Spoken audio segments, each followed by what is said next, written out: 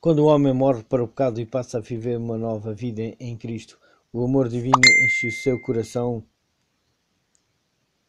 a sua mente e santifica, bebe da inesgotável fonte de alegria e conhecimento. Brilha a luz de um dia eterno, pois com ele está continuamente a luz da vida.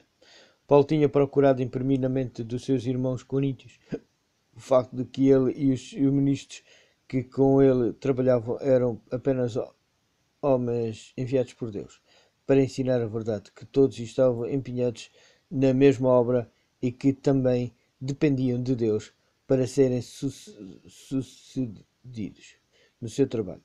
A discussão que se tinha levantado na Igreja relativamente aos méritos de diferentes ministros não era do plano divino, mas com o resultado de acariciar os atributos no coração natural. Quando um de vocês diz eu sou de Paulo e outro eu sou de Apolo, não acha que estão a julgar por critérios mundanos? Quem é Paulo? Quem é Paulo? São apenas pessoas encarregadas de vos transmitir a fé que vocês receberam, e cada um deles fez o que o Senhor lhes encomendou. Eu plantei, Apolo regou, mas Deus é que faz crescer. Por isso, nem o que planta, nem o que rega tem importância, mas sim Deus que faz crescer. Fora Paulo quem primeiro tinha pregado o Evangelho em Corinto e organizar a igreja. Esta era a obra que o Senhor lhe tinha designado. Mais tarde, pela direção de Deus, outros obreiros foram demitidos para ocuparem o seu lugar e o seu cargo. A semente lançada devia ser regada, e era isto que Apolo devia fazer. Ele seguiu Paulo na sua obra para apresentar instruções posteriores e ajudar a semente a desenvolver-se. Ele conseguiu alcançar o coração do povo, mas foi Deus que deu o crescimento. Não é o poder humano, mas o divino que realiza a transformação do caráter. Nem o que plantam, nem o que regam promovem a germinação da semente. Trabalham sob a orientação de Deus, como instrumentos por ele indicados, cooperando com ele na sua obra. Os obreiros ao obreiro mestre pertence a honra e a glória que vem com sucesso. Nem todos os servos de Deus possuem os mesmos dons, mas estão todos ao seu serviço.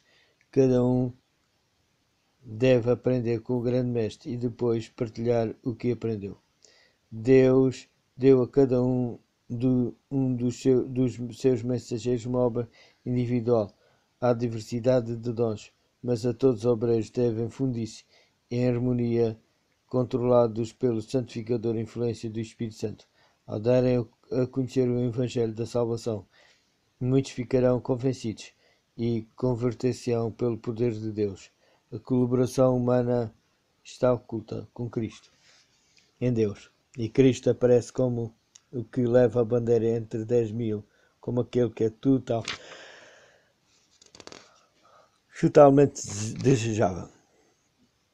O que planta e o que rega são iguais, e cada um receberá recompensa conforme o seu esforço. Na verdade, nós somos companheiros de trabalho ao serviço de Deus, e vocês são o seu terreno de cultivo. 1 Coríntios, capítulo 3, versículo 8 e 9.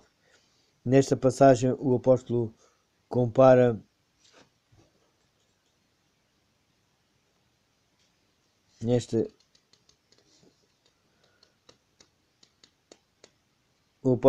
a igreja a um campo cultivado, em que o lavrador cuida da vinha do Senhor. Também a compara a um edifício o qual cresce para templo santo do Senhor. Deus é o arquiteto, indicou a cada um o respectivo trabalho. Todos devem trabalhar sob a sua supervisão, permitindo que ele atue em favor e por intermédio dos seus obreiros. Concede-lhes tato e habilidade, e se aceitarem as suas instruções, coroa os seus esforços com sucesso. Os servos de Deus devem trabalhar unidos, fundindo-se em bondade e cortesia mútuas, preferindo-se em honra uns aos outros. Romanos capítulo 12, versículo 10.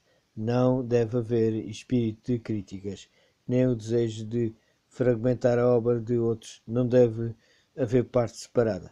Cada pessoa a quem o Senhor confiou uma mensagem tem a sua tarefa específica. Cada um tem a sua própria individualidade que não deve diluir-se na do outro. Não obstante, cada um deve trabalhar em harmonia com os seus irmãos. No seu trabalho, os obreiros de Deus devem ser essencialmente uma unidade. Ninguém deve colocar-se como padrão, falando sem consideração sobre os seus companheiros ou tratando-os como se fossem inferiores. Sob o cuidado de Deus, cada um deve desempenhar a tarefa que lhe foi indicada, devendo contar com o respeito, amor e apoio dos outros obreiros. Unidos devem conduzir a obra rumo à sua finalização. Esses princípios são muito frisados na primeira carta de Paulo à Igreja de Corinto. O apóstolo refere-se às pessoas ao serviço de Cristo, como encarregados de anunciar os segredos do plano de Deus, e com respeito à sua obra declara: ora, o que se exige a uma pessoa destas é que seja fiel. Pouco me importa ser julgado por vocês ou por qualquer tribunal humano, e nem sequer me julgo a mim mesmo. De facto, a consciência não me acusa de nada, mas nem por isso me considero sem culpa. Quem me julga é o Senhor, por isso não julgue antes do tempo. Esperem que venha o Senhor. Ele é que há de iluminar o que está às escuras e dará a conhecer as intenções secretas de cada um. E então cada um receberá a devida aprovação da parte de Deus. 1 Coríntios capítulo 4, versículo 1 a 5. A ninguém é dado julgar entre os diferentes servos de Deus. Apenas o Senhor é o juiz da obra do homem, e a cada um ele dará a justa recompensa.